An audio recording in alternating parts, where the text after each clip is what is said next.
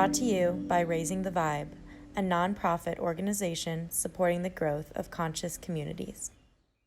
Thank you for recording, Lauren. Hi, I'm Rebecca Becker.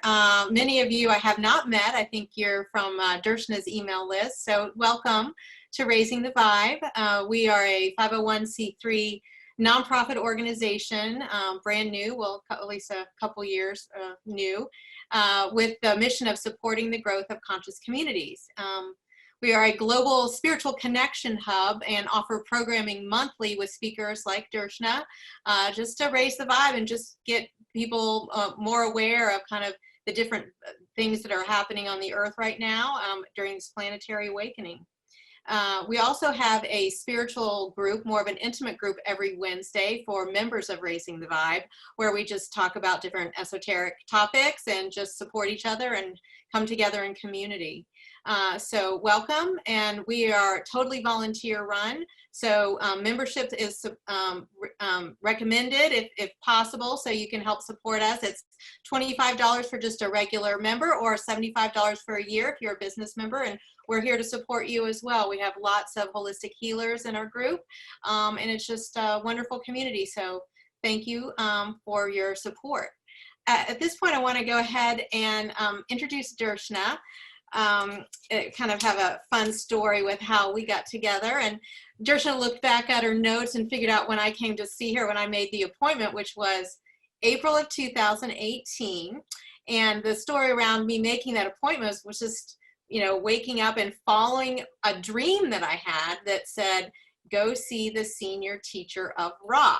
And that was her, because she was channeling in Ra, the collective.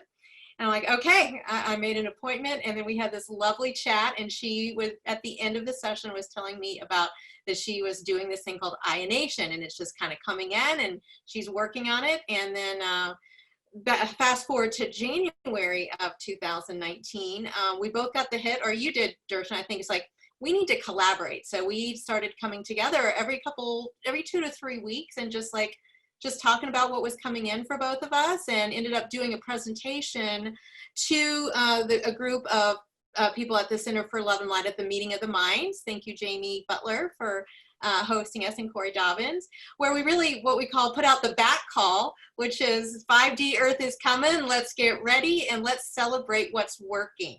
So that was in a year, April of 2019. And we also did a presentation to the Barbara Marx Hubbard group of ambassadors as well in May. So fast forward here, Raising the Vibe is, gotten a lot of legs behind it now, and we are now can be global because of the COVID. Can't have meetings in Atlanta. So we are using that opportunity to share the wealth with all the people around the world that want to join us. So with that, I'd love to introduce Darshana Patel as she talks about our vibrational reality through the launch of Ionation, which she's officially launching with us tonight. So welcome. Thanks so much, Rebecca. Can you hear me okay? Yes, perfect. Awesome. Okay.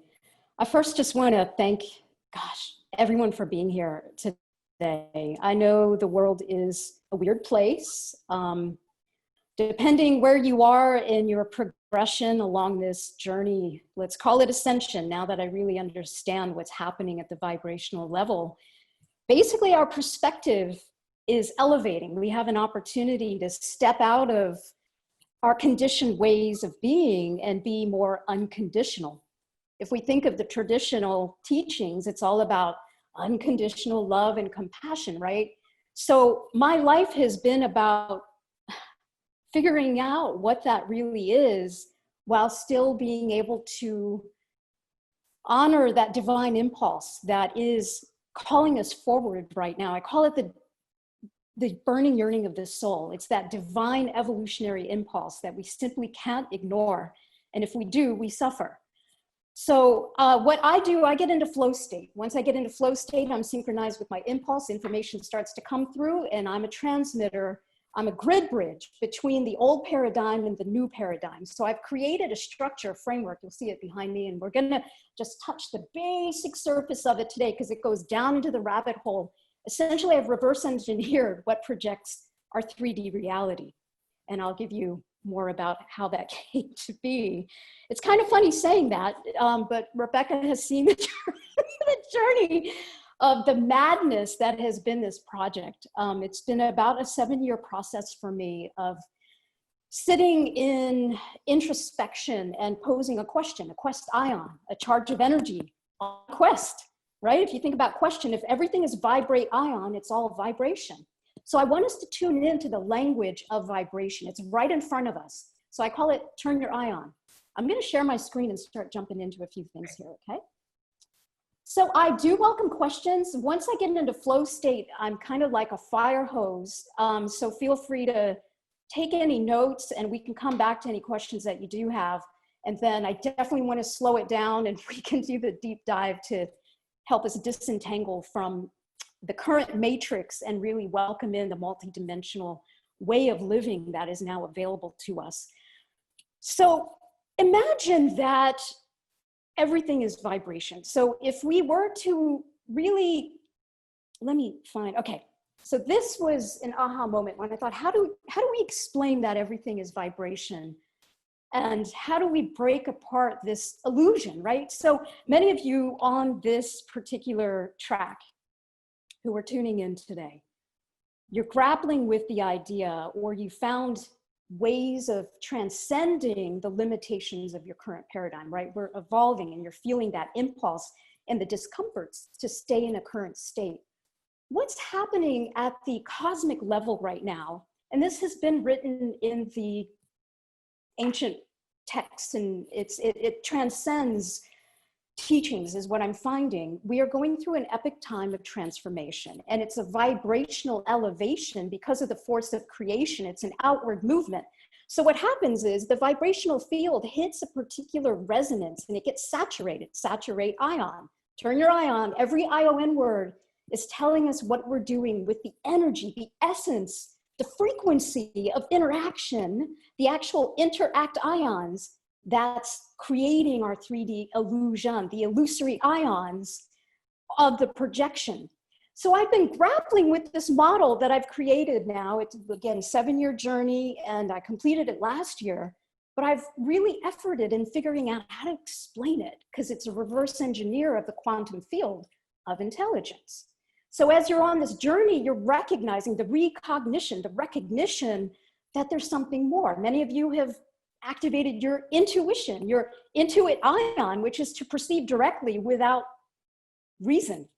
Reasoning is cognition, which is keeping us in the illusion. So we're going to break this down, okay? Fire hose time. So check it out. So I've been grappling with how to present this information. So I took a nap. I'm a thought experiment person. That's just how I'm wired. We'll talk about my background in a moment, but part of my journey was information systems. So everything literally is a bit and a byte. This is a holographic field and a matrix with an amazing intelligent algorithm, a system, an operating system that's running this creative force, right? So in order to present this, I needed to break down the tiers and the layers that I have vision to now and present that. So I took a nap, just like Einstein and Tesla always talk about. You take a nap when you need that inspiration, right? Or you take a walk. So I was done. I had to take a nap because I couldn't figure out how to present this. So then I woke up from my nap, and my dog's crate, she loves to sleep in her crate. The door's always open, but she feels secure in it. And I was like, well, that's kind of like a human. We have our cage, you know, we know how to get in and out, but it's pretty comfortable. And then I saw the reflection on the wall and I thought, that's the illusion that we live in. It's the projection of the illusion, and the cage represents perception. For many of you on the field, you know, when you're getting in, you've been practicing meditation, you understand flow state, you understand coherence, and what emerges out of coherence, and you get that perception is simply the union, the union, the lack of distinction between a cognition, which is an impression of electrical energy, and emotion, which is the magnetic charge, the spin outward or inward. So imagine the cage is actually what we now have greater access to start calibrating and reformatting. The reformation, the reformation of our entire civilization is literally a thought away once we collectively build our coherence and recognize it's the recognition that we are one One sees one, ionation, ion, ion. We see the divinity in one another from an intelligent, vibrational, intelligent perspective, and we start to cast a new projection of this illusion. So if you imagine, we each have a configuration of energy, a very complex tapestry of configurations of energy, right? Many of you, you've been doing vibrational healing and things like that. That's the jam I'm talking about. Everything is vibration. You have a resonant field of energy that's transmitting and receiving, right? So imagine you're my little ninja dude here, and we each have our own, we'll call it the sphere of energy, or you can call it a cage, because we're building our limitations or liberation. The dimensions, the degree to which we experience the allness of that, all that is literally a direct function of our perception, which is casting the shadow of the illusion. So now we have access to the multidimensional framework, casting the shadow of the illusion. So on the grand cosmic scale, we've just hit a saturation point of all the permutations of information that's available in a particular octave of information.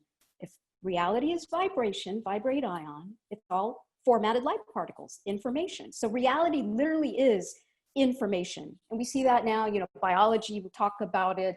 We'll see it in business. It's all about information optimization, right? Information literally is the formatted light particles. It's the configuration that's casting the illusion. So now we have access to greater degrees of configurations. We can create with a whole new octave. Imagine you're playing the piano and a whole new octave just opened up.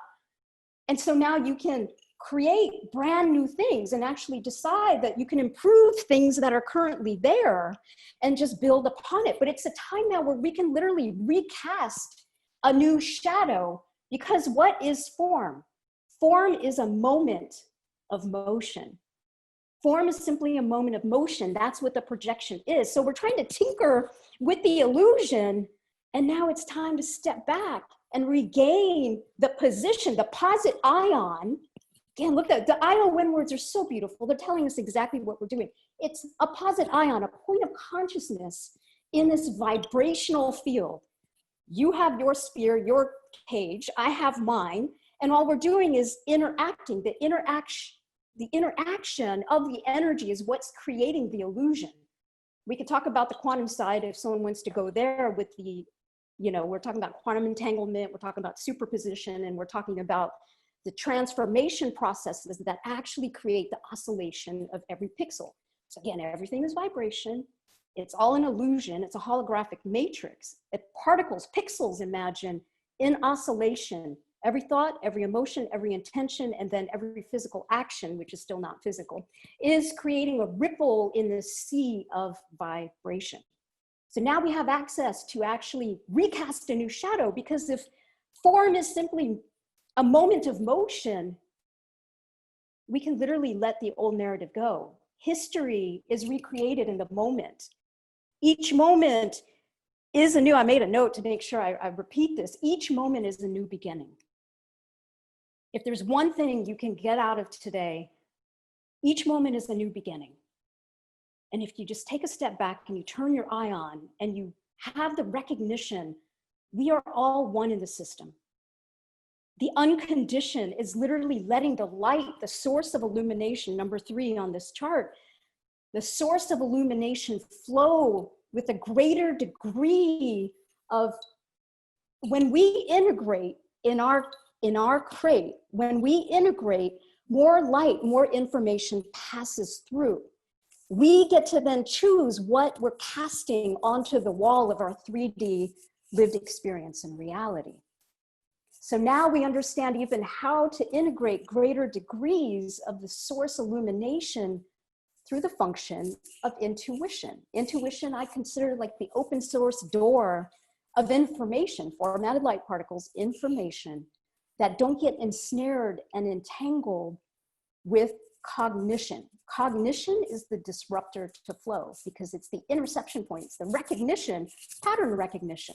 And it's saying, oh, I know you, and boom, you're out of flow state.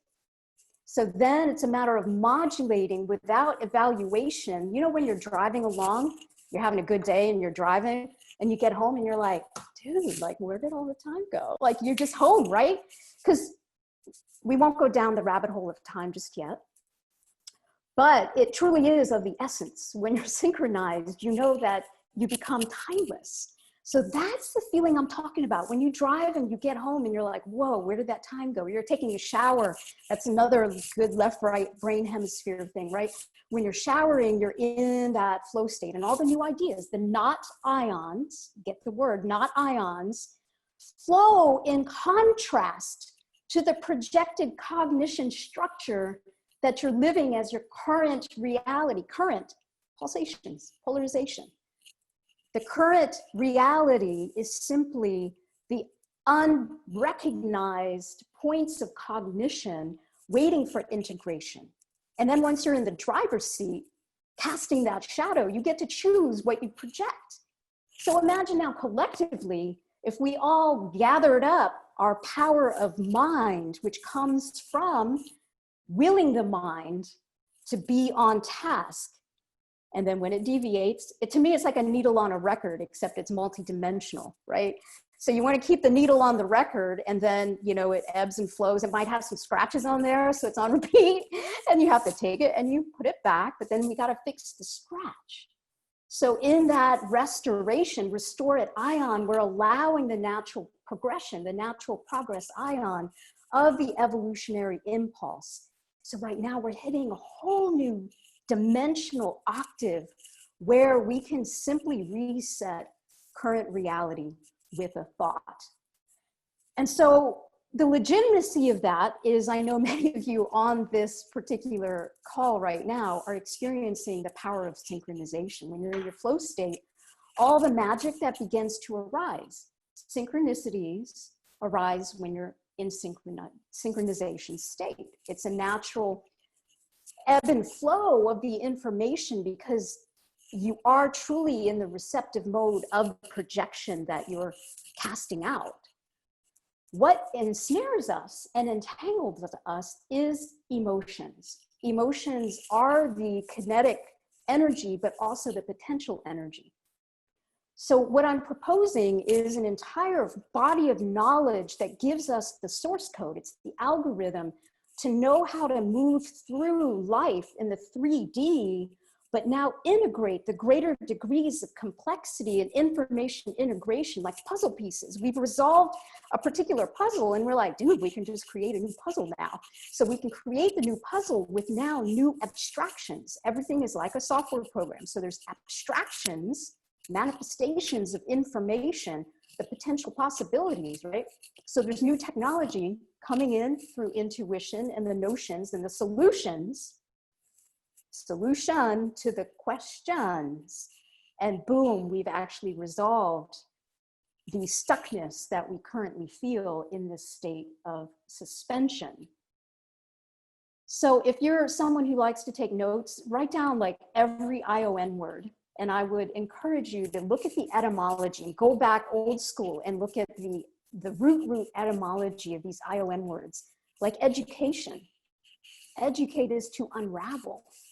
So what if we began looking at the essence of what we're doing with the energy, with every interaction? Every time you're taking an action, think about competition, collaboration. You're competing. The ions are competing. Is that the friction and resistance you want to produce? Sometimes, absolutely, because then you can harness that potential energy and direct it.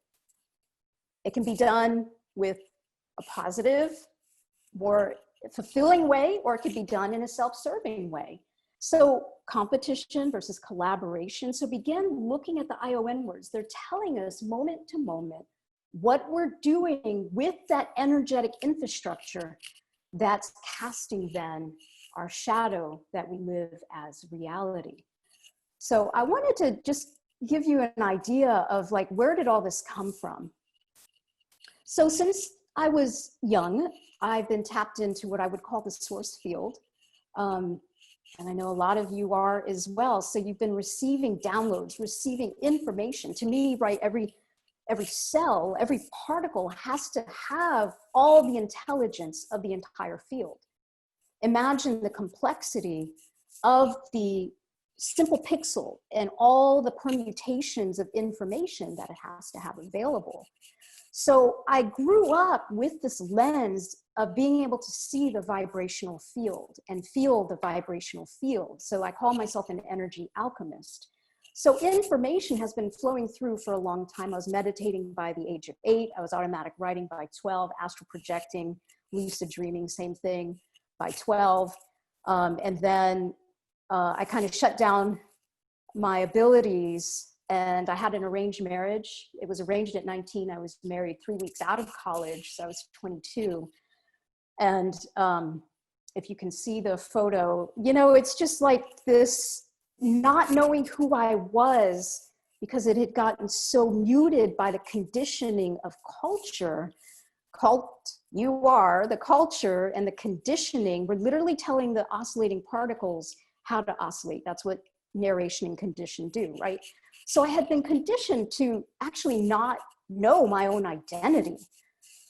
So fast forward, I get divorced. I have a beautiful daughter who is now 21. You'll see her in the top left there, with our dog sitting with the space drum, I call it.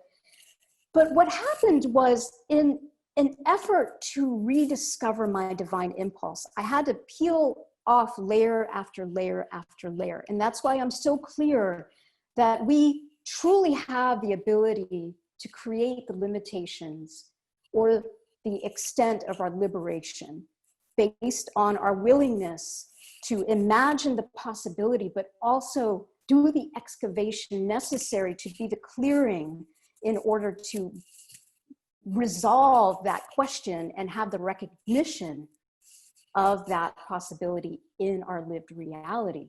So I call it presence. When you're in your flow state and synchronized, new ideas begin to emerge. So as I was going through my awakening, so this is 20 years ago, I got divorced. It was 2002 from an arranged marriage. I came out like that wasn't even in my box of potential. And I was like, wow, my divine impulse is showing me there's even more. So then having to let go of judgments in order to resolve my own divine impulse kept showing me you have to let go of judgment after judgment after judgment in order to reconfigure your own set of possibilities. So in this journey then, I have an information systems background, but then a master's in conflict, because my life was a petri dish of conflict. So I wanted to understand, how can I be the best version of me? And I was consulting with large organizations at the time. My clientele included GE, Lockheed Martin, the major banks, the healthcare field, as well as companies like Procter & Gamble was actually my first co-op. So I have a lot of understanding of the organizations out in the world, and I want to really highlight the positive aspects of what's possible in organizations, because I saw the potential. Literally overnight, 50,000 employees could steer an entire ship in a new direction. That's power. So I have a background not only in information systems and process engineering, but I've got the conflict and the organizational change specialty as well. And then I've got the vibrational alchemy to bring it all together. So what that offers then is this way to continually explore, how do I know what I know? That's the key question I always ask myself. How do I know what I know? So then coming out, you know, was a whole big thing culturally. And then how do you have compassion for yourself and others while negotiating a whole new worldview? So then I left the corporate world, and I decided I knew my next step was to package all this information. I didn't know what it was going to look like. I just knew I had to keep moving towards synthesizing and integrating all this information. So box after box, I left the corporate world, free fell. You know, I've been a single mom on my side and head of household. And so it's like free falling into the unknown and just trusting that that divine impulse was going to lead me into what was next in service to my evolution and the collective evolution. This work is dedicated to my daughter because I believe we have, especially as parents, but as just human beings, we are accountable for the future generations and the world that we are now architecting. And I can't sleep knowing that I'm leaving behind a world where I didn't try to make it better. and I didn't will my mind and do the heavy excavation of ancestral patterns and traumas, my own traumas that are in the body. So that really is the entanglement with the current reality, is the emotional resolution, because then from there, when the emotion softens, we get the new ideas and we're not attached to a current paradigm of thinking. So the work then synthesized into this exploration of, if everything's vibration, how can we change reality? So, you know, putting the conflict, the consciousness, and the change hats on, and then communication with nonviolent communication. And then just my DNA has been very helpful with understanding ahimsa and the idea of nonviolence from the vibrational perspective. We can call it spiritual, let me call it vibrational, so it takes the stigma out of, you know, any association with religion. If you look at the etymology of religion, it's to bind. So you're binding into a particular pillar of information, which is beautiful. And now I think we're actually dissolving the pillars, and we're able to integrate all the wonderful religious information that is available. So a lot of my information comes because it's in my DNA. And then to me, once I'm in flow state, anything I need will show up in terms of an answer. So if you look on the left there, that's the key triangle, is presence, flow state. There's an emergence. When you emerge with the flow state, information can happen because you have less ensnarement with things that are disrupting that flow. And then from there, you create. And once you have a group together, you co-create from this place of divine intelligence. So I'm going to pause because I know I just fire hosed everyone. And then I'll keep going and just see where we want to go next. Anything coming up for you guys? Like, how's reality treating you, and where do you feel stuck? Anything anyone wants to share or ask or contribute? Okay, otherwise I'll keep going. Anything coming up? Yeah. Well, I mean, There's a couple here in the chat. Lauren, do you want to? I've read Greg Braden. Greg Braden, his books, just what you said, they just, you know, it's just kind of breaking the parameters of your mind and creating your own reality. I mean, I've read his book, and that was mind expanding, and it just sounds like what you're talking about. Yeah, so what I'm finding is a lot of the creators, like once we tap into the field, whether you're an artist, a musician, a scientist, you know, really when we tap into the field, we'll begin to see the same thing in our own way. And so I love that there's so much work out there. Like Greg Braden, I know, has done an amazing job, as well as like Dr. Joe Dispenza in awakening people. Part of my journey has actually been to not consume a lot of information in order to find my own truth. I do believe truth is self-evident, because once we open up that aperture of consciousness, we get to refine our own perspective.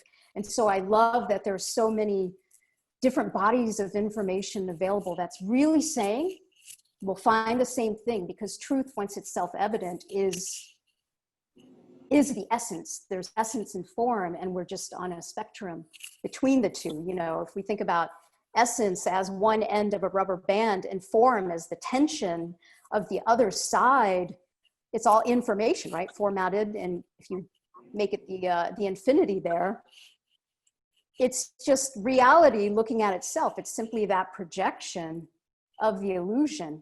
So the perception and the projection, I love that the mainstream is really, really getting the power of our perceptive mind is creating the projection. Absolutely. I'm glad it was mind expanding for you, because that's once that happens, you realize you have access to all of it. There's a question from Jan about how to use this daily. So I want to talk about the model itself, and that will help with the how-to. So here's what I'm finding. When I was, I had my Reiki practice for 6-7 years, and a lot of people would say, just tell me how, tell me the how. And what I find is, you know, self-help is a multi-billion-dollar year after year industry because we're looking for the how instead of the topography of the why. So what I'm offering is a way to understand the actual architecture of the mind in order to then create your hows. I can share my hows, but my how was I had to first change the topography of my mind, because there's two methods of learning and there's also two forms of change, right? There's assimilative learning, which is a lot of the information we're consuming is simply getting mapped on. It's the assimilation and the association. Think about it from an entanglement perspective. We're associating one idea to another idea. So we're just mapping information onto an existing learning structure, okay? What I'm offering and suggesting is now we have to expand to how we know what we know instead of simply what we know. So we have to actually take a step back and re-architect the cage that we're in, this sphere of energy that we're architecting ourselves. So we'll talk about the hows, but it really is, what it boils down to is presence. Because once we're in a flow state, and that's coherence of heart and mind, the electrical and the magnetic charge come together, and you have the polarization and then the motion, you have the impression of the thought, and then the motion of that heart unification, which is the compassion space, compass ion. Compassion has really not been defined. I have a master's in conflict. Conflict was undefined, compassion was undefined. And I think it's quite distorted in our current paradigm. Compassion is orientation to the emotional energy. If you imagine, emotions are the lines of interconnection in our own field, but also in the full resonant field of energy. Emotion, emitting the ion. If we can tune in with empathic resonance, empathic resonance, compassion is empathic resonance, where we're actually tapping in to feel the energy in the field. So if we want a practice, I took this year off because I recognized there were distortions in my energy field that I could simply not resolve. So every morning I woke up and I would feel, because I've attuned myself to know the distortions in my field, and there was a hardcore line of energy that I could never get to. So this year has been about tuning into my emotional body, which was then showing me the tense ion, the tension in my physical body. It could be sometimes simply at the cellular level or particular organs, because everything is just singing a song. This is a version of reality, a verse ion. It's just a verse, it's a song. So what I was doing every morning was having to step back and feel the distortion in my body, and then allow the body to speak to me in its own intelligence. Sometimes it would say, loosen this muscle, stretch this out. Hey, here's a thought that you're still stuck on. So the perpetuation of the thinking, which is still casting the old illusion, I really got clear with. So the key really is presence. And then we have to look at what keeps us out of being in the present moment.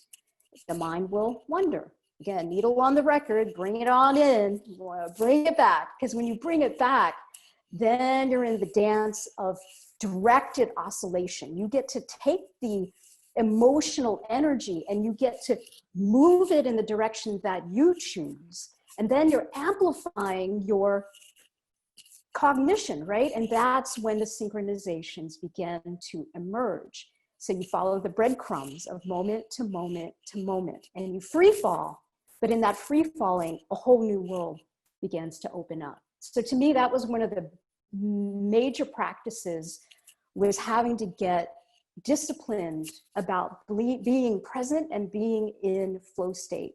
And then having the discipline every time I fell out to see what took me out and bring it back in. And then I know on the call, there's a host of different practitioners that can help resolve the vibrational field. And that's a piece of what I do, that I still do, is harmonizing the vibrational field to activate greater degrees of vibrational intelligence in the body, because it's all a function of integration. If you imagine, if everything is information, we're processing information moment to moment. So the greater the degree of the clarity of our resonance and the awareness of when we get pulled out, when we get triggered, literally triggered, right?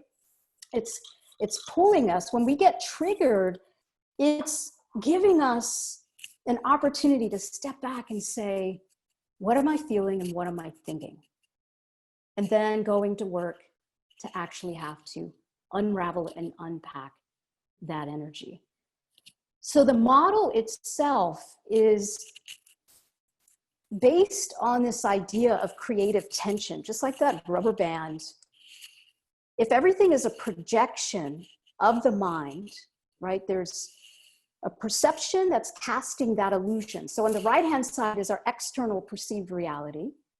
On the left-hand side, those are the habits of mind that are then casting that illusion. So that's the perception, the union of emotion and cognition. So this is a simplified model of the actual framework. This is the actual framework here. And then there's a field guide. So it's a distillation of really it's the essence of me in a software algorithm. So it looks basically like software code, but in the languaging of the ION words, it's giving us the puzzle pieces to know how to move from point to point to point. Everything in creation happens in threes. It's a triangle because it's a balanced integrity structure. I'll jump into a little bit of science here. I'm not a scientist.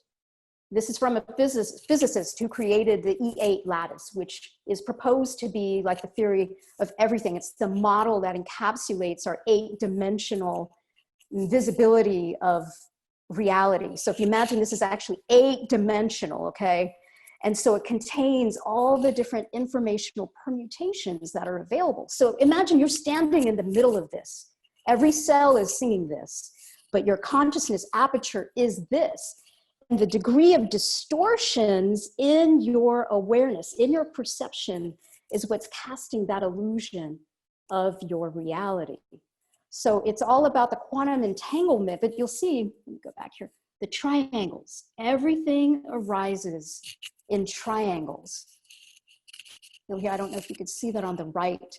It's a different version of that same image, but every point on here, you'll see they're triangles. And sacred geometry, everything will come back to the equation balanced 3. So this is basically it's a tool to help us traverse now this multi-dimensional perspective that we have to stretch the cage. If you imagine intention on the right there, intention generates tension. So if this is an integrity structure, it's just a tensegrity structure. If you go to a chiropractor, right, they talk about tension points. What we're doing with intention, we're stretching the structure. So then imagine all those particles in oscillation have a new motion that they're integrating. So you're programming the field as you stretch with your particular thought charged with that emotional energy. And then we can literally figure out now, when you create an intention, in the bottom right, you'll see you're disillusioned because you're peeling away. You've got one version of reality in your mind and a current version of reality in your mind. That's number 15 and number 19. You have a version of reality and a current thought, right? This idea that you want to move towards. So now you're holding this state of disillusionment from the current illusion.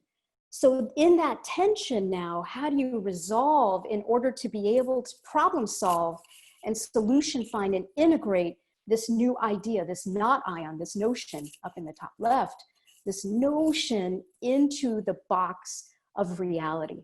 So I won't go too much into the model. I have a 6-week course I'm launching that will actually break apart all these different aspects and give us the understanding of how to work with it. It is complex until you get the simplicity of the language and the point to point to point way to move about the vibrational field. The idea though is we come from one vibration, okay? It got bored and it created a tension which is required to have vibration. It's a point of tension. So now you have perception and you have projection. And what if we could literally understand now how to work the harmonics of the field? Every ION word is telling us, are we adding greater tension or are we increasing flow? So as we're going through this massive evolutionary leap right now, we have the ability to decide what we want to keep in the current projection, but what we want to integrate as new solutions, the notions that we want to then cast in our 3D reality. Okay? So it's really that simple. There's essence and there's form.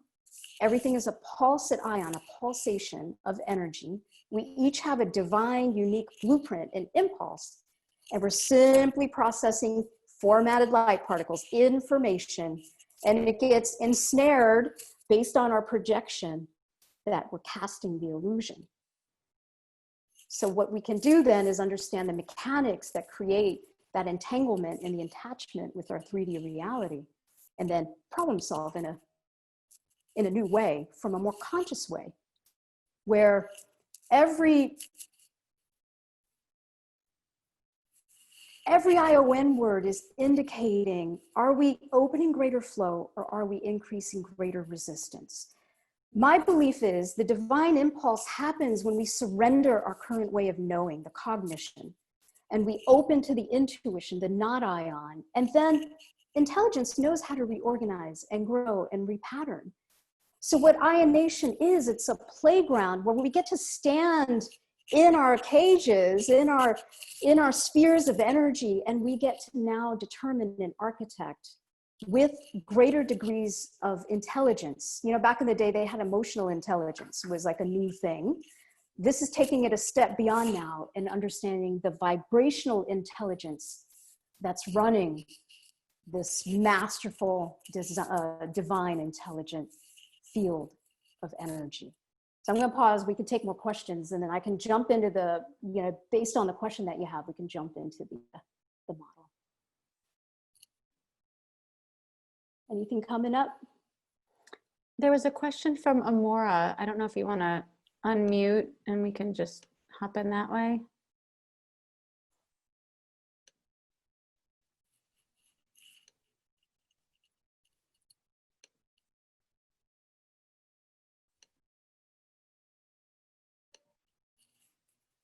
Not hearing. Amora, do you want to ask the question, or do we want to just read? We can read it to her. No, you can just read it. Okay, Lauren, do you mind?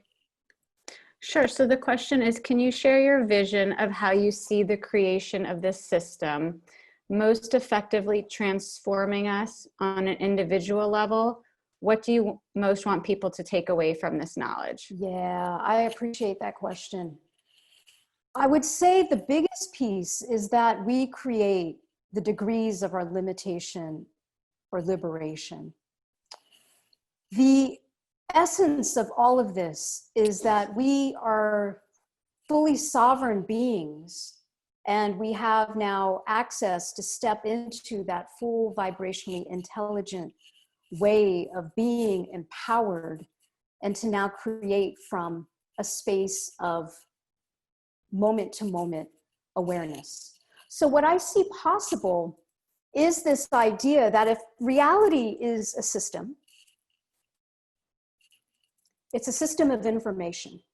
What's giving it the persistence of our current reality is the resistance. We know resistance creates persistence, right? What creates the persistence is the narration. So what I see possible as we're awakening is now becoming accountable for our own narration. The narrate ion, narrate is to tell. We're telling our own particles, but the connected oscillating field of energy, how to be expressed. So if we were to change the energy in the system, if you imagine your automobile, there's parts and there's energy. And it's the interactions that actually make the engine go, right? It's the interaction that makes the car go. So in reality, we have the parts, which are still just energy, but we relate to them as 3D reality because our 5 physical sensed ions or 5 physical sensations are attuned to a particular bandwidth of energy, right? So what becomes available now is we can focus on every single interaction. And what I believe is if we simply brought a little more soothing, nurturance to every single interaction with every person, including ourselves, that we come into contact with, in that connection, if we allow a little more flow, if we allow a little more grace, a little more ease, through unconditional love, the non-condition, the unconditioned is judgment, is free of judgment, because judgment is evaluation.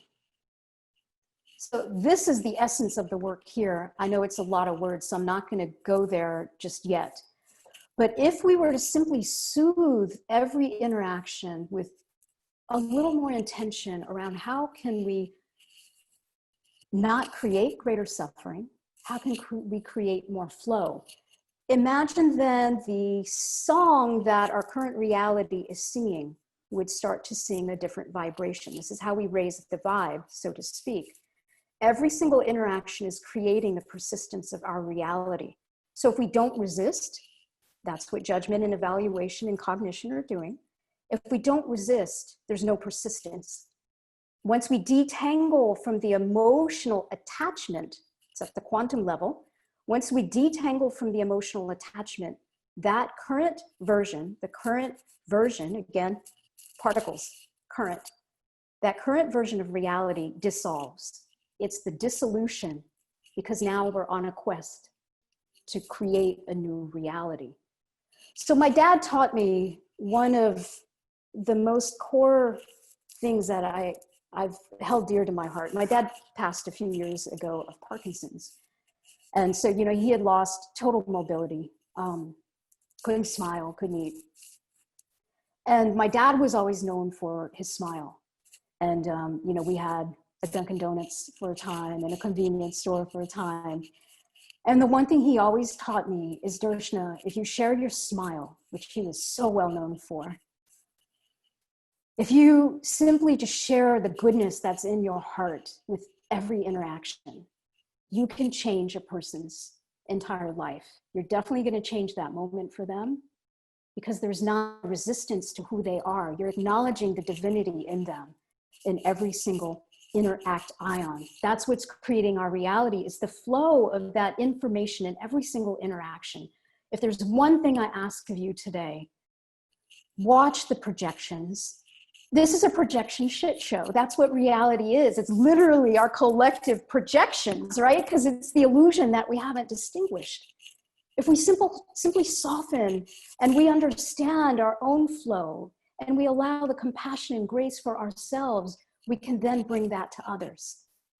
So the one thing that my dad really, really impressed upon my knowing and understanding was that simply the kindness, which comes from not a place of saving, it's not a fake, it's simply a way of being. It's a state of being, which is what meditation is meant to be. It's an all the time modulation of our frequency. We each have a metronome, on, off. And that pulsation, that frequency is generating the information in every single interaction, right? So it's coming from a place of authentic sharing. It's from a place of compassionate resonance. It's the empathy that's understanding the harmonics of the field and connecting where someone might be feeling. What are they feeling today? How can you alleviate some of that pressure to allow a little more flow between the two of you or for them? Sometimes it's just all about you. How are you feeling that day? How can you allow a little more grace and ease for yourself? Because every ion matters.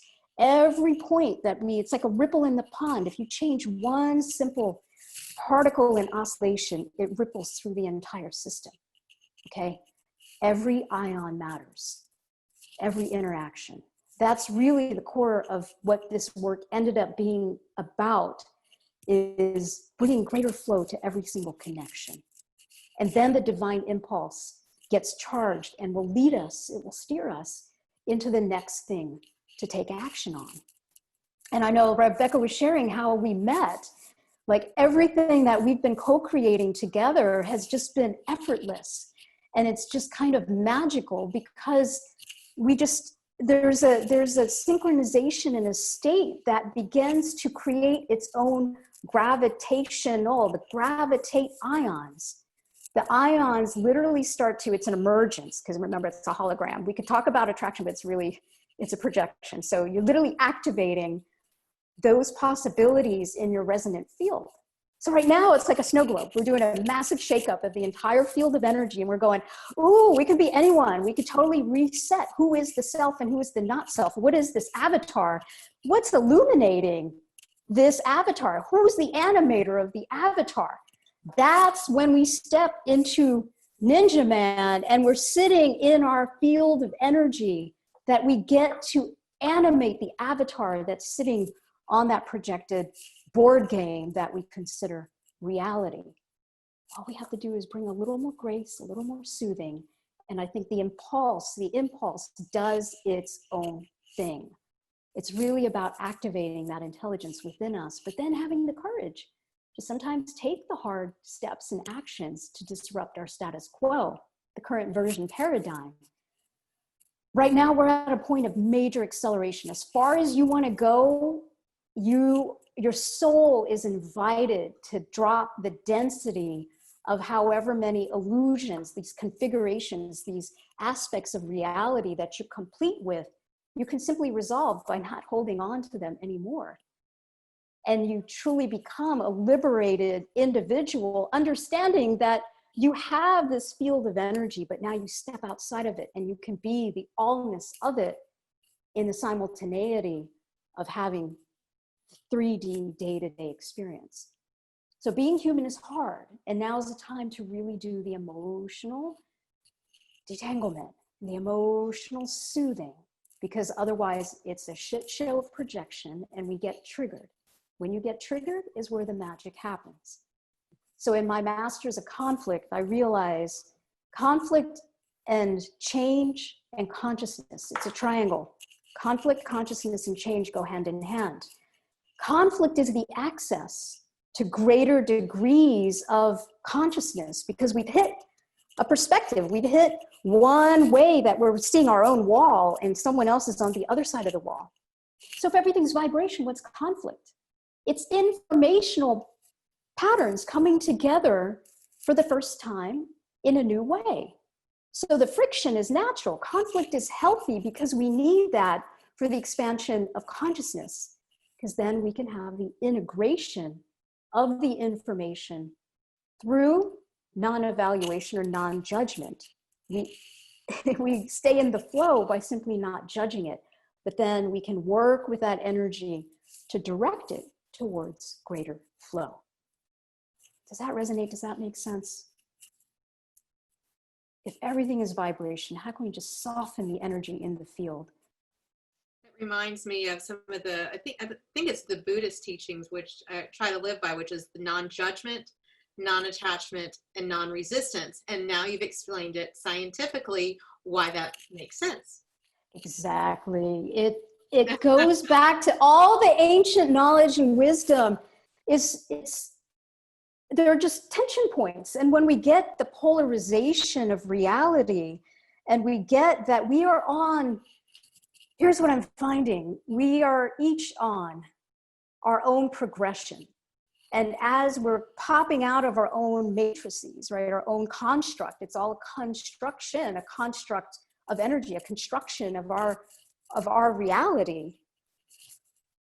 Then we have this capacity now to open up all the ancient wisdom teachings that have been pointing us to the way of illumination. We're understanding now the light that casts, the cage, the light, and the projection. So all of these ancient teachings have been giving us the pathway out, and now to have an attempt at a diagram to give us these 10 integrity points, to me has been helpful, because I refer to this for pretty much every day when I get stuck. It's like, how do I disentangle? And that's really what it's about, is disentangling from a version of a narrative, the narration that no longer serves you. So there's a lot of intelligence built into this diagram. And from an engineering perspective, it's a 0-point oscillation. So I'm finding that that it keeps talking to me. Like there's, there's Post-it notes and cards everywhere. If you imagine the XY axis, right? The x-axis in that middle there between recognition and intention, that's the charge of energy, right? It has to create the tension. And then there's density, the north-south axis, the density. When we're synchronized, we're opening up the aperture of consciousness. We're letting the notions, the knot ions come in. And when we get a knot ion, a notion, it's then emitting an ion, because if you look at the triangle, it's in contrast to the cognition. And so cognition and emotion together is creating, right, the union, the lack of distinction between the two is creating the projection of the illusion, bottom right. So now if we imagine as we're in flow state, we're going to have ideas. What happens when we often get an idea? Cognitive dissonance. Whoa, I can't do that. Why is she thinking that? Like, or where did that come from? So we have this resistance, which then, if we don't integrate the information, we're not integrating it. We're still disintegrating the information. So it continues the persistence of that current version of reality. Again, a lot of pieces to this. We break it down in the course, but this will give you an idea how the constructs of all these ancient teachings just come to life, and we get to understand now how to play with it in a more tangible way and have the lens, the language with all the ION words, and now the logic to literally break it apart like a puzzle. So what I've written, it's like, remember the Rubik's Cube? It's like the Rubik's Cube manual. If anyone, I could never solve the thing, even with the guide, but I created the Rubik's Cube manual to essentially help us know how to problem solve and resolve any of the tension points based on our day-to-day experience. More questions. We can put this to the test and kick its wheels if you want. Like, what's coming up? If you want, I can go further back in the chat. Lori asks if you're able to share some stories where you have used your intentions, projections to achieve what you need or want. Yeah. There's a lot of great examples. If we look at it from the macro of my life, and then I'll jump into just a simple example. The arc of what we're finding is that right now we're each going through our own hero's journey or heroine's journey, right? It's a combination of the masculine and feminine expressions. So we are each on a progression of our soul's evolution. And we have an opportunity now to move beyond any of the permutations of the archetypal stories and literally fast forward as far as we want to go for soul reconstitution, essentially. So my life, this is the culmination of everything that I've had to endure and transcend in order to reclaim my true authentic identity. So if we think about how I did that, simple examples. Going back to high school, I always wanted to be a DJ. Like my first passion is actually music because I love the idea of orchestrating the vibe in the room. So I inherently understood the idea of manifestation. So I kept thinking about, being a disc jockey. I'd actually call the disc jockeys on the radio. I'm 47 now, okay, so I'm dating myself. Back in the day, I would call the DJs. I would understand what did the job entail. Like, I took action to start creating that possibility. And then one day, out of the blue, the high school guidance counselors had never posted a job before, posted a job for the disc jockey at the roller rink. And I'm like, dude, that's totally mine. Like, that's my manifestation. So, of course, I took it and I made an appointment, an interview to go in there. I had been doing the morning announcements. So I had started that back up at high school and they hadn't been doing that in years. So it's like there's a constant desire. And then I would keep taking these subtle actions in order to get, they talk about in the Abraham Hicks, getting ready to be ready to be ready. That's what my life has been about, was getting ready to be ready to be ready. But I had to keep following the breadcrumbs, but be bold enough to dream the dream and then just take action when I'd see the synchronicity. So then I walked in and I auditioned. Thank God I was comfortable with the microphone and I understood the dials, and I was already prepared to do my thing. So I got the job, and I understood then how to orchestrate the vibrational harmonics of an entire, roller rink of people. So that was like building up to then what I did in the corporate world was orchestrating change and moving through conflict and understanding that everything's just vibration and energy, and how can we problem solve and, create high performance organizations.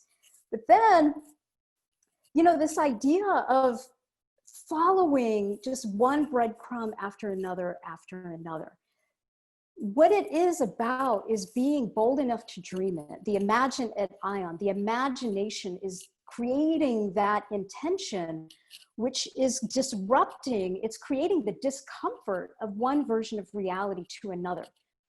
So the arc of the story is we are all creators of our own hero or heroine's journey. And once we step into that divine expression, we have to understand that we're holding the creative tension of a version of reality and the current version of reality. So the diversion on the bottom left there is the new version that we're seeking to create. And the current version is the one that's persistent. It's the collective, right? So we've got the collective energy and the individual energy.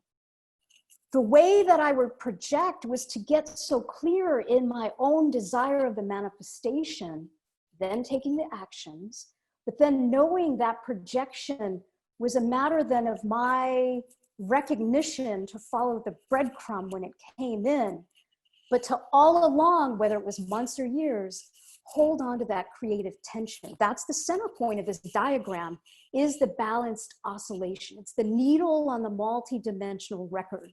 It's actually kind of like you're riding a bicycle. If you think about the vibrational field, you're riding a bicycle, holding a metronome and a needle on a record in the other, and you're trying to keep both balanced while riding the bicycle, is kind of how I put it.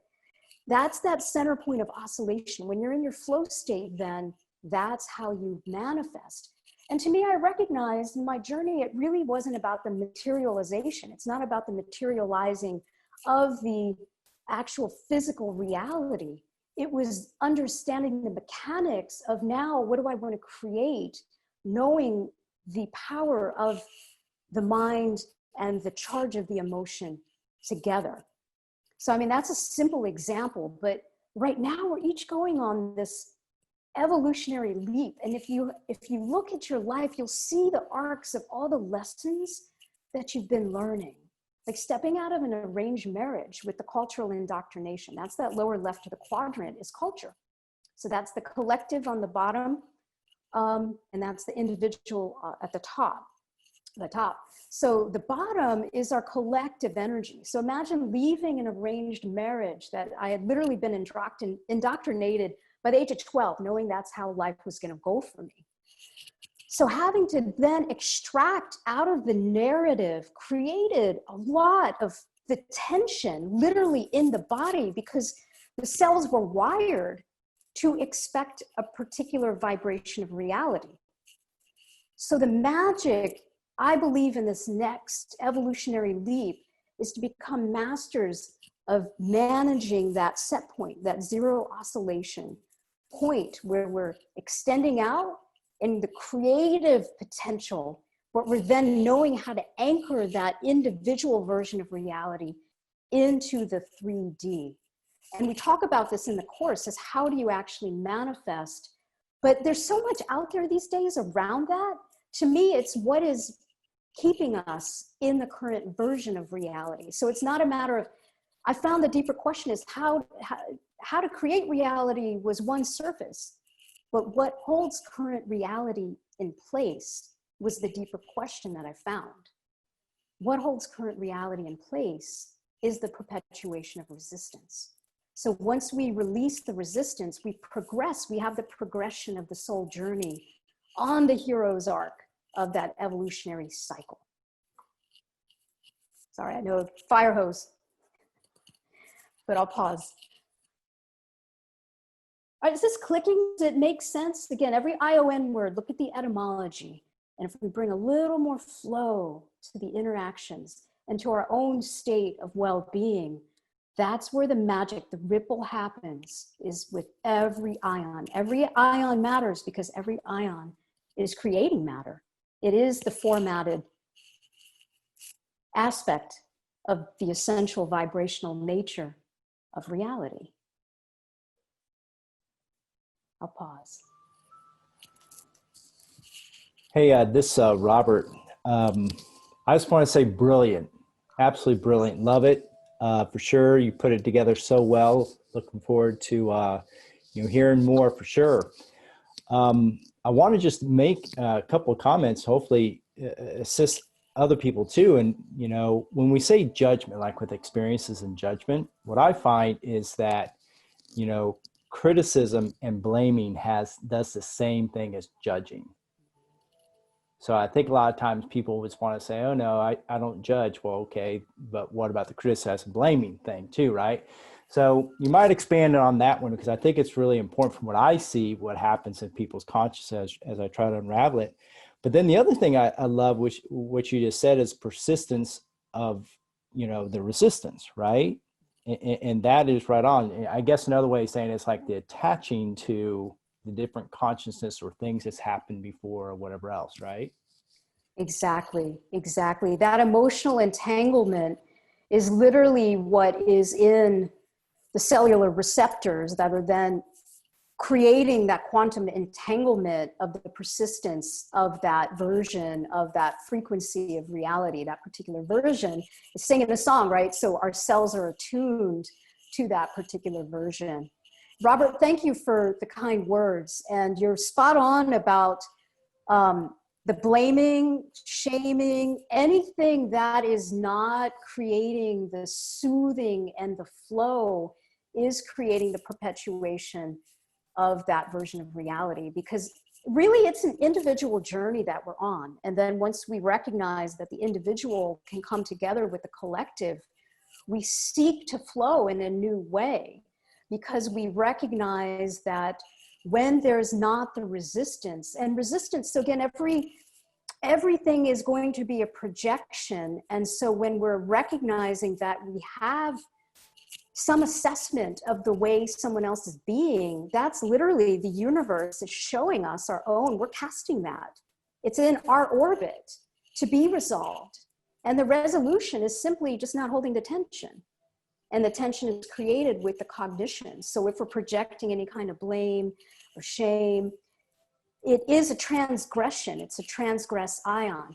The essence of ahimsa, of nonviolence, is actually, to me, it's the persistence, right? The oscillating pixels in the field. If we are doing anything other than allowing the observation without evaluation, Krishnamurti talks about this, right? There are 4 pillars in here in the work. Observation without evaluation is the highest form of intelligence. So when we find that we're stuck or we're triggered, if we simply peel back and we soften, simply notice our noticing, to witness our seeing, then we can look at the structure of what the illusion is casting for us, and we get to go, oh, maybe if I don't judge that, I can have compassion with it, and I can integrate that distortion and not even have it persist in my reality. You may notice right now, there are a lot of people probably leaving your life. We're going through a timeline bifurcation, because there's 2 versions now of reality. There's multiple, but there's 2 versions that we will begin to really see. We're seeing the polarization already, but now there's a progression that will happen for those that are ready to ascend in a collective orbit, that the gelling of the cohesiveness of possibility together literally creates the density of our shared reality. So Robert, as people like on the call today, as we come together with less resistance, we know the magic that gets to happen as we own our own projection. So it is a self-accountability thing. And then moment to moment, just noticing as you're looking at your news feed, as you're looking at your social media, simple practice. You know, when you get triggered, step back, and know that if you respond in a way that casts more energy out, that is adding to the pollution, the pollute ion in the vibrational field. It's already saturated. If you're adding to greater saturation, it's not going to be, it's just creating greater density that eventually the evolutionary impulse is going to pierce and break through, because it will decompress. We're at a point of compression right now, which is part of that. The evolution is we have to come back to, you know, that 0 point, but then come back to the compression, which a lot of us have felt like we're hermiting. And this year, I think Mother Nature has given us the opportunity to come back and recede. It's the recession within our own construct now, to own our own projection by now having the space to step out of the projected illusion, to do the cleanup and the reframing, and now step out. Every time we get triggered, just notice the work to be done, to soften and soothe. Just don't add to the pollution. Come back to your neutral point. And if you're able to soften and soothe, that's great. Not coming up from a place of saving, victim, or the perpetuator. That triangle there, the savior mentality, is actually a transgression, because we're not allowing the ease of one's distinct journey, right? So ahimsa really is about recognizing, it always comes back full circle. I know my mind is like a mind map, I'm sorry. The ahimsa is around recognizing the vibrational field and then having accountability to the energy we're taking out and that we're putting in. It's consumption, production, and it's all about information flow. So nonviolence, there's a violation when we project onto someone else's version of reality. It's really that simple when we think about it. So with every action, every interaction, every thought, notice the energy that you're transmitting in the field. Every thought, every emotion, every intention, every action is having a ripple effect. And we're all in this together, my friends, right? We're all in this together. So the more that we resolve our own vibrational information and capacity, we can now create from a brand new place. It's an exciting time. Like, to be human right now is amazing. Once we get the construct, we get to dance in a whole new way. Life still happens, but we have a whole new perspective on it where we don't get stuck. There's not the stuckness that there was. We know how to dislodge and then again bring ease and flow. So I appreciate that. Anything else coming up? Yeah, Darshana, I thank you so much. I have watched your videos on this about 10 times, trying to understand it. One thing that really hit me was when you were talking about the diagram and showing it. I was watching something where a man was talking about all of the mathematical and geometric shapes. And he said something that really hit me. You can only see all of them from the center. Yes. And when you said that, looking out, I was like, whoa, I get that. Because I'm a visual artist, so that, you know, it was like, wow, okay, that's true. And isn't that true of everything? Exactly. You can really only see it from our point of view. So I heard a guide tell me, because when all of this stuff started happening in the world, I was like, what the hell is happening? You know, and she said, well, you know, this happens all the time. This has happened forever. Somebody takes everything and they'll take everything. And when they realize they've taken and destroyed everything, their souls will be inconsolable. And I felt that, okay? So I'm like, well, shit, what are we supposed to do? And she said, when enough people have this radical love, the scales will tip. And it will be completely irrelevant. And in my mind, I see eons and eons and eons of people's belief systems and all kinds of things that were everything in their world that we don't even know about now, because it's not relevant.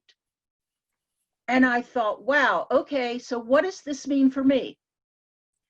And I had this vision of my human self with all my feelings, my everything about being a human, you know, which is a bunch of crap. And then my spiritual part, that's love and energy and light and compassion. And then she says, okay, put them together. And I'm like, there's no way I'm putting all that shit in this good place. No way. It was like the feeling I had was, you're going to dump a garbage truck full of garbage in my bath water. But I did what I was told. I did it, and it mixed together, and then I saw them just kind of separate. Like I see images of things. And then I'm thinking, okay, great. Now my compassion part's going to like pew, pew, pew, shoot them all down. No. It said, who would like to come home? And these parts of myself, the judgment parts, everything that you were saying, all the emotion things, were just dissolved into the light because we're all one. Not a concept I didn't know, not something I had done before, but this idea. I mean, I got the idea, but this thing of putting them in the same place and living there with it is very different. When you had talked about the polarization, I realized that part of the power of that is that it allows us to have these two worlds. And so I really liked the diagrams, and, you know, my feeling is that there are people, and I pray every day in my own way that enough people are going to have this shift. Like you said, there is a time, and everything touches everything else. And it's real easy to forget that it's those little things that can indeed be changing everything about us. And I'm really excited. I know in your other video you said you had a book, so I really want you to make sure you know how we can get that. And that I really want to say I'm very appreciative of the visuals and the emotions that and experiences that you put on it, because I find that to be very interesting. I would have thought they were all the same. So which piece, when you say Well, the like, same? okay, because you have like cognition, perspection, illusion, expression, and they're in different places. And to me, because it's all going on in my head, to me, that would have all been the same place. And so when you expanded that out, I was like, oh, okay, if you think the rubber band, it's like, oh, I get that now. You know, and I'll just stop with the last thing, and that is that Greg Braden talked to this Tibetan monk, and he had asked him, what is the stuff that's in between matter? And the guy was talking to the translator, and he talked a long time, and then he came back and said one word: compassion. And so Greg Braden goes, is it compassion, the feeling, or is it something else? You know, is it like a thing? And he came back and he said, yes. And so, you know, it was really astounding. You're sitting there talking about that, because that seems, and I found the same thing. I can't find the definition of compassion. Exactly. And I get the feeling that that is that place where we put ourselves together. That's anyway, exactly it. Jan, I really love and appreciate what you're sharing, and I'm glad this resonates, because it's been in the state of introspection now for like 7 years. It's been, I'd ask a question like, okay, emotion, cognition, there are like 1,000 different permutations of how this final diagram came to be. And it did start with the infinity and the recognition that there's projection and the reflection of it. And so it's been like this recognition that when we truly do free fall, like you're talking about, and we we open up our own consciousness aperture to recognize we're sitting in like that EH structure and we're looking out, it's all a matter of literally perspective. We're a point of consciousness in this multi-dimensional field. And when we stand there, we have a position, a posit ion. We go, oh, what's around? We each have a unique perspective. And so conflict, change, all of that takes a whole new dimension where it's like, oh, we get to play together in a new way. Like, show me your perspective. Like, oh, not jiving. So we get to disintegrate, right? But it's through the non-judgment. The passive resistance is the disintegration. And then that allows that transcendence into a whole other dimensional perspective of reality. And so compassion, I found it's the empathic resonance that is the thread that ties it all together. It is the essence, and it's creating the form. The essence and the form, we know, are one and the same.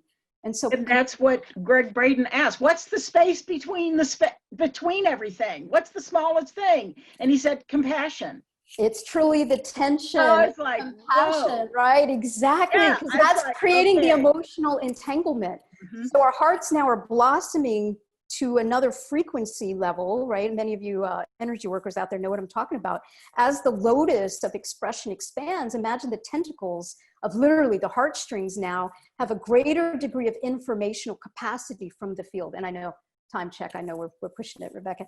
We're the tentacles of the heart now, the compass of the ions, the emotional empathic resonance, right? We're able to now tap in to the emotional field because it's all information. The informational field gets to talk to us in a whole new way.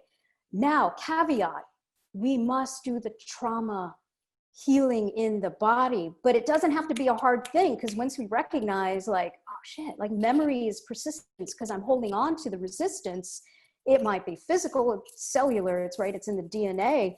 Once we move that energy, then we can create from literally a reset point in that moment, our consciousness, that oneness that you're talking about, Jan, and that whole new artistic way of seeing the field opens up because we're integrating information moment to moment to moment. And then we decide what we want to project, right? We get to decide what we want to project. So it's total sovereignty because now there's not the disempowerment. My journey has been about recognizing my own divine impulse, but then not having the fear to transcend the limitations of the narrative, because that's what holds us captive. Narrate is to tell. And then when we subscribe to a culture, the cultural indoctrination is the creating the cognition structures. So like, as I was designing this, I have to sit and think like, all right, where does the persistence come from? It's cognition. Where does cognition come from? The cultural indoctrination, which is their narration, like it all started to fall into its internal, external, individual, collective space in this tensegrity framework. So I'm glad it's resonating with you all, because I mean, it's packed full of a lot, but I'm telling you, the simplicity of it is there when you just turn your eye on and you start to see the ION words. Dude, it makes us accountable for every single interaction. And then life takes a whole new meaning, because energy has no inherent meaning. It's the meaning we apply to it with cognition, the pattern recognition, and then the emotional density that we're applying. Energy has no inherent meaning, okay? And once we get that, literally, you can reset your entire identity overnight. The identification, the identity is a function of our association, the entanglement to a particular version that's a byproduct of the narration. Okay, so I'm just giving you ways to start traversing these aspects of reality. I'm gonna pause because I know we're about to hit time. I wanted to share that real quickly. The 6-week course I'm launching on 10/18. If you go to Turn Your Eye On, click on education, you can find the information there. We're gonna do a deep dive into this framework. I call it depth perception. It's opening up vibrational intelligence. So now that we can work with the multidimensional aspects that we have available. And I do sessions individually and group flow state, innovation kind of think tanks. When you get a group in flow state and resonance, those new ideas come in, those innovations, but then how do we integrate those ideas into the 3D system. And so with my background, it's about actually creating reality from that space. And I think that's why consciousness, conflict, and change, and then the creation of that with communication, communing at Ion, is literally how we create our 3D reality. I really want to just, God, thank you all for letting me open up the fire hose and share this body of work with you. It really is one of those moments in my life where everything has converged in my personal story, which has been about climbing out of box after box after box. And I really think humanity right now, we're in this collective box, and we have the grace now to be able to recreate a new reality. Jan, as you were talking about, it's exponential, right? The orbit that we can create together. Robert, as you were saying, right? It's just exponential when we come together. And Rebecca, I know we've been witnessing this in our own journey together here in the last couple of years. Thank you again, all of you. It's a great time for humanity. I know the emotions can be thick. The density comes from our entanglement with it. So, thank you, Darshana. Yeah, so, and you can get your book at turnyourion.com. So with the book, they're actually been printed last year, and I'm holding off on shipping them because it's, without having the Rubik's Cube, people are getting really confused with the language in here. So the course, I'm actually sharing the book in the course without shipping the physical books, but you can get, and everything is online too. On my YouTube channel, Turn Your Eye On, you'll see the link here. It's YouTube/C, Turn Your Eye On, and you'll find I'm sharing the entire book cover to cover there. Oh, okay, wonderful. Well, we will have this video on the RaisingTheVibe.org website soon, and I think everybody who has responded to this event will be on the Raising the Vibe newsletter, so you'll get the notice when that is up. But check out RaisingTheVibe.org, and anybody whose friends of yours that missed it tonight, you can see this on our website. So coming soon. So thank you everybody for this just totally enlightening evening. Darshana, just great work. I've just witnessed, through the last several years, this coming together, and now it is the rebirth, as you said today. So I'm just, congratulations to you. And Thank you so for much. sharing it with Raising the Vibe. It's an honor and a privilege. Thanks for having the space for me to share. Sure. And hopefully, I'm happy to continue the conversation with y'all. Just link over to me and we can open up the chat and the conversation. But YouTube is a good way to keep in touch with me as well. Perfect. Thank you. Thank you, everyone. I heard Thank the you. word Ion as many times as I have since I watched your video. I'm like, oh dear God, every word has Ion at the end of it. Yep. It'll change your life once you see it. Thanks, Jan. Well, And thank you, Lauren, for your assistance. Thanks, Lauren. Appreciate it. Bye, everyone.